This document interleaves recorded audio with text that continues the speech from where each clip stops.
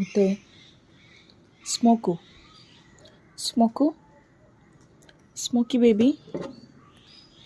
Yes, here is my baby girl. നമ്മൾ Saturday evening ആട്ടോ. ഉച്ചവരെ വർക്കിംഗ് ആയിരുന്നു. അതെല്ലാം കഴിഞ്ഞ് വീട്ടിലെത്തി. ഉച്ചയ്ക്ക് നമ്മൾ ഫുഡെല്ലാം കഴിച്ചു. പുറത്തുനിന്ന് കഴിച്ച് മേടിച്ചിട്ട് വന്നു. എന്നിട്ട് കിടന്നുറങ്ങി. കുറേ ജോലികളൊക്കെ തീർത്തു.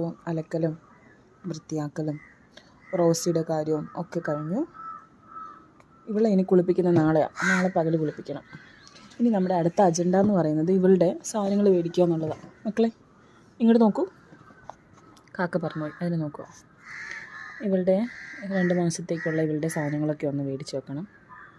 സാലറി ക്രെഡിറ്റ് ആയിട്ടുണ്ടല്ലോ. അപ്പോൾ ഇനി അതാണ് സാലറി ഫസ്റ്റ് ചെയ്യുന്ന കാര്യം ഇവളുടെ സാധനങ്ങൾ മേടിക്കുക എന്നുള്ളതാണ്. ഇവളുടെ ഫുഡും ഡ്രൈ ഫുഡും പിന്നെ ലിറ്റർ ബോക്സ് റീഫില്ലും ഇവളുടെ ട്രീറ്റും കാര്യങ്ങളൊക്കെ. പിന്നെ ഗ്രേവിയും പിന്നെ ഫിഷൊക്കെ ഉള്ളത് നമ്മൾ ഇടയ്ക്കിടയ്ക്ക് മേടിക്കും. ബാക്കിയെല്ലാം ഇങ്ങനെ സാലറി ക്രെഡിറ്റ് ആകുമ്പോൾ തന്നെ മേടിച്ച് വെക്കും കേട്ടോ. ആദ്യമൊക്കെ ഞാൻ 1 മാസത്തേക്കേ മേടിക്കുള്ളായിരുന്നു. ഇപ്പോൾ 2 മാസത്തേക്കുള്ളത് തന്നെ ആദ്യമേ മേടിച്ചങ്ങ് വെച്ചേക്കും. അപ്പോൾ അടുത്ത മാസം ഞാനൊന്ന് കുറച്ചൊന്ന് ഫ്രീ ആവും. അപ്പോൾ ഇനി അതുണ്ട്.